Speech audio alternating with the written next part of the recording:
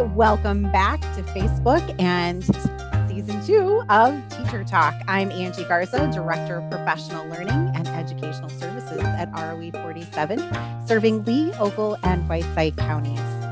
And as always, on Thursdays, you are in for a treat. Today, we are taking another exploration into some of the great things that are happening in our Lee, Ogle, and Whiteside County service areas. We're going to be hearing from our very special guest today, Jenna Copeland, who is the STEM teacher at Erie Middle School. And she's going to be shedding some light on some of her current technology that she's using with her students to not only address the COVID-19 pandemic, but really to engage students in learning and to get them using technology in a really meaningful and excited way. So we're excited to have her this morning. We are also very excited today to welcome back to Teacher Talk my friend, colleague, and co-host, Ms. Stacy Dingus, our digital teaching and learning specialist. Hi, Stacy. How are you? Good morning, Angie. I'm good. Another great Teacher Talk we've got lined up today. I was just saying kind of before we started recording with Jenna that it's amazing how technology has changed in the classroom, even from a couple years ago when we were introducing it to teachers to now. So I'm excited to hear what she has to share. You know, Stacy, you are absolutely correct. I think, we reflect a lot. We're still in it. But the pandemic has really kind of changed as educators, our lens and our readiness really to dig into technology. But we are very happy to report that our special guest on Teacher Talk today, Ms. Jenna Copeland, didn't necessarily feel perhaps the overwhelmedness that some of us felt in trying to think about how to leverage technology for student learning, because it's something that she's been doing on a daily basis. So we can't wait to talk to her this morning. So without further ado, hi, Jenna. Welcome. Hi, good morning. How are you? Wonderful. Thanks so much for taking the time to chat with us this morning about technology and all things happening at Erie Middle School. Absolutely. I'm thrilled and honored to be your guest today. So that's great. Well, Jenna, I have to admit to you that when we started thinking about teachers that we would like to talk to, we consulted with our friend and colleague, Mr. Ben Sondergrath from the Illinois LTC, and he had some wonderful things to share about you and some of the work that you're doing in your classroom. So you come very highly recommended this morning. So we can't wait to talk to you. Perfect. So on that note, we want to know a little bit more about you. So can you tell our viewers at home a little bit about yourself and what led you to your current position at Erie Middle School, working with those 5th through 8th graders? I know. Well, I guess when I'm thinking back, it's my 13th year here at Erie Middle School. I did my student teaching here and at Erie Elementary, and I loved it. Like, I knew that this was a district where technology was in the forefront, and I knew that this is where I wanted to be. And then settling, I guess, my husband and my kids here as well. But I mean, it was kind of a different road to get to where I'm at today. I student taught in math, and I kind of knew that was my end goal, but a history position came up. And so I've gone from being a history teacher in the middle school to now I teach 5th through 8th grade STEM. And it's a quarter class. So I have them for 9 weeks, and then they move on to a different quarter class. And then I also teach 7th grade math and 8th grade algebra. So it's great that I get that technology, I guess, feeling, and that the innovative, like, problem solving, and the whole, like, ever changing community of technology. And then I also get to teach math as well. So that's pretty exciting. But I guess from where I started, STEM, there's no set curriculum. So that was kind of a challenge at first, and super intimidating that there wasn't something to say, like, I'm going to do this for a week and I'm going to do this for a week. It was kind of like, hey, kind of figure it out and do what you want to do and see what you can bring into the classroom. And I love having the opportunity to see growth with my students. to have them for 4 years, 5th through 8th grade, it's awesome to see, their excitement. Let's say we flew drones today. So we went outside and my 5th graders are super duper excited just to see it up in the air. And they're like, there it goes.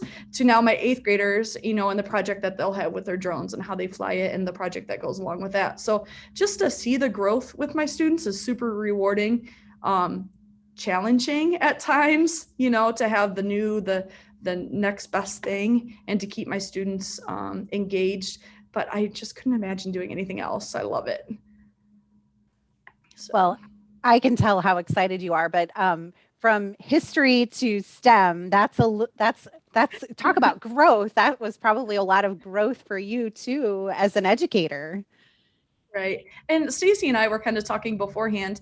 I always loved bringing technology into my history classroom. We talked about going to the ICE conference, and now it's called IdeaCon, and just getting, like, whether it's gamification or just different review games or whatever it may be, bringing that technology into the classroom just adds so much more for the kids. And so I loved it in history, and I'd come back from that conference and they'd be like, hey, Jenna, what did you learn? Or what did you, here's a list of new apps that are coming out, or Nearpod, or whatever it may be.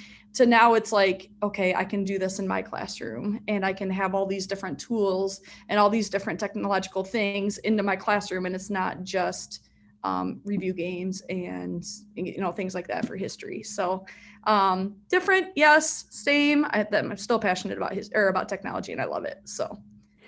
Well, speaking of which, as the STEM educator, and it sounds like technology capacity builder in Erie, can you tell us a little bit more? I love you mentioned drones, you mentioned Nearpod. So can you give us some examples of how you're using technology in your classroom, and what are some of your favorite tech tools?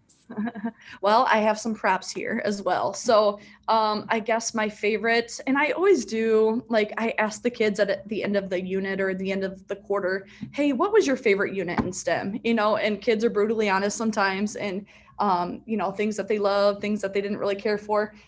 Drones, though, this is kind of where I met Ben Sonnegrath, and we kind of got started. But the Mavic Pro 2, the DJI drone, DJI is just a company that has taken the world kind of by storm with their drones. So the drone, to be able, and I was kind of talking to Stacy about this too, to be able to use it cross-curricular, whether you teach math or you teach science or, you teach STEM or try to incorporate STEM into your classroom, getting a drone into the kids' hands, it's amazing just where that drone world is going for our kids.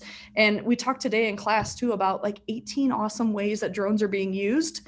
And they went, and we're a very agricultural community. So my dad has one for his farm, or we're looking for, does the village of Erie's police department have a drone? No, but the state police department does. So getting them, just interested in, you can have it for real estate, and just all these awesome ways that drones are being used in the world today.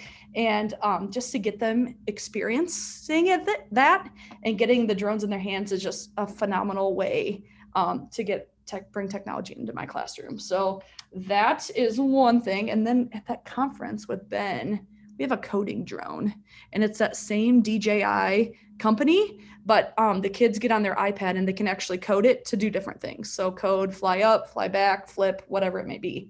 So kind of two different drones. I was struggling with, what do I do in the winter months when I can't get outside? Right? When we can't be outside to fly drones, what do I do? And so this was kind of the gap to be like, hey, let's get some drones in the classroom. Let's have the kids code and fly these inside in a safe area. Obviously the gym, we use the mezzanine. So yes, something that's new this year that my kids are loving is the VR headset.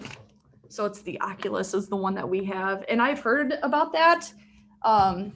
At the ICE conference or at IdeaCon, I just hadn't got one in my classroom until this year. And so I was trying it out at home, and I called our 8th grade ELA teacher, and I said, and her name is Mrs. Pons, I said, Mrs. Pons, you'll never believe what I found on the Oculus. You can take a tour of Anne Frank's house, and you can see what she sees, and she reads from her journal, or you can see a World War II bunker. And it's just what we can do cross-curricular with these tools. It's amazing. And the kids are loving the VR. We even have a VR headset with our drone that the kids can see around like what's being flown with the drone or whatever. So those are just a couple things that have just really, they're fairly new. I think drones have really become popular within the last 5-6 years or so. And it's awesome what we can do with this stuff into our classroom. Obviously there's more. My kids put this together, my students did. It's called the RoboMaster, and it's made by DJI, but it's a coding robot. And so our high school also has one. So, but they put this together. The wheels are red because our track is red and they drove it on the track. But my students put this together. Like, it came all in pieces, and they were able to problem solve and follow the directions and get that going. And that just amazes me. So that kind of, I don't know, it always blows me away. And this job is so rewarding for that reason. And there's more, and I could keep talking, but we probably don't have enough time. Jenna, your excitement towards this is like a breath of fresh air. And so the next question is kind of ironic in what your response might be, because, you know, we have to nowadays, I shouldn't say we have to, but we just do nowadays when we are talking to teachers and people in the education world, we talk about COVID and the pandemic and how it changed your teaching. And you had mentioned earlier that, you know, you were using technology anyway, and your students were kind of used to it. So, you know, the usual question as to how did the COVID-19 and the pandemic change your use of technology? You might have a different response than some of the people that we've talked to in the past. So can you answer that for me? Yeah, I mean, obviously changes needed to be made. It was really hard to, I mean, the engineering design process, if anyone's familiar with that, requires, you know, a lot of collaboration and communication. So, you know, making sure that we stayed our distance and that we were safe in that way. It was really hard to not do projects where the students were, you know, so close to each other, to kind of keep our distance. And it was a lot of coding and robotics and stuff, but not necessarily together, which was hard. But we just overcame, and we did different things, but you got to do what you got to do. I mean, it's the way it is. I mean, are the kids ready to, you know, go back to the old normal or whatever it may be? Is this our new normal? But you just incorporate it and find different ways around it. I mean, there's no sense in being like, oh, we can't do this, we can't do that. You just find ways around it. That's it. Do you have any advice for teachers, new teachers or more experienced teachers who maybe are a little apprehensive about including technology? I mean, like I said, the excitement in your voice. I have a soon-to-be 13-year-old tomorrow little boy who would love to sit in your classroom. I mean, there are so many kids that this is the world they live in, and sometimes for us adults, we maybe are a little bit more apprehensive about it. And that's just me as a parent. So when you're a teacher and you're standing in front of the classroom of kids who want to dive into and use technology in the classroom, you know, do you have any advice for those educators as to how they could get started, where they should go, what they should use, anything? I guess my number one advice is to ask the kids. Like, honestly, they are the masters with this. And you know, there's things that I don't know. Like, there's things that I'm not perfect with. There's things that I can't figure out. My favorite thing to do with my students is to be like, hey, I got this new drone at this conference, and I can't figure out how to get it to roll over or something like that. And they hop on it and they got it. And I mean, they get it just like that, and they do it for me, whether that's the truth or not, or whether I play it off as I can't figure it out. Can you help me? But they are just the masters. So I guess my advice is just to try it. And it's okay to not know, right? As teachers, I feel like, you know, you have to know everything. I don't. And my kids know that. And it's not, I mean, it's then they want to help me figure it out. And that's great. So just, they're engaged. They love it. They love coming to my class. They, I don't know, they just try it. That's it. You know, let them take the wheel. And that's great. That's Charlotte Danielson, right? Let them try it. So you guys are both shaking your heads. And if you think, you know, maybe I just teach ELA, I can't, I can show you an example of our 7th grade ELA teachers doing Touching Spirit Bear, and she's going to have them make totem the totem pole to like describe themselves or whatever.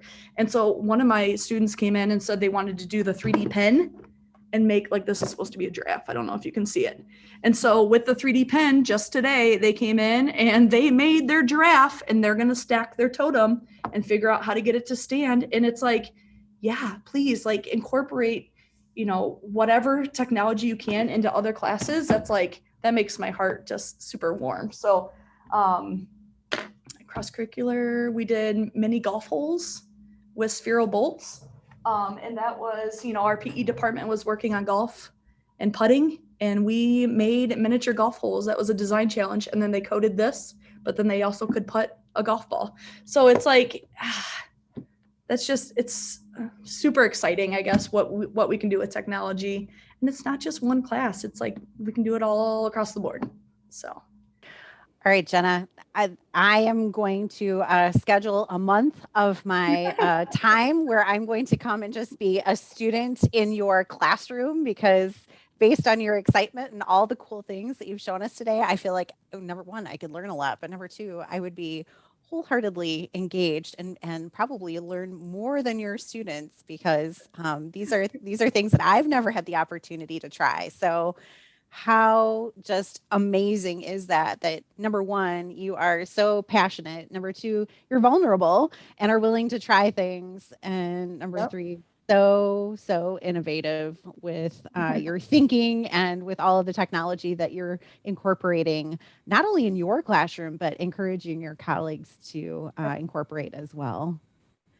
So any last words of wisdom for our listeners out there about technology and trying new things?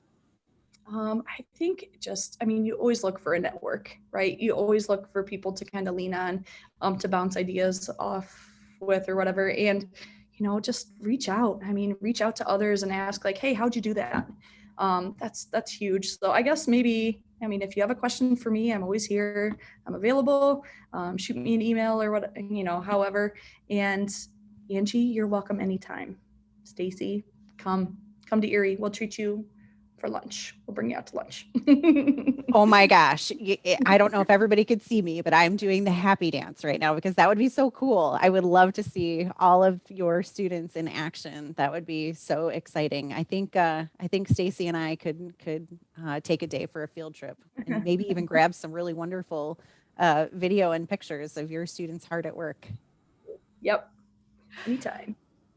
Well, Facebook friends, if there is a lesson to be learned today, one is that of vulnerability in kind of thinking about our practices. We are certainly, as educators, not necessarily digital natives, but we certainly have students who are. And so the other big takeaway for me is that this goes well beyond the actual nuts and bolts, the hardware of the technology. But if you listen to Jenna, you heard her talk about 21st century skills. You heard her share a little bit about problem solving and collaboration and partnership. And so these are things that our students need and things that our students deserve.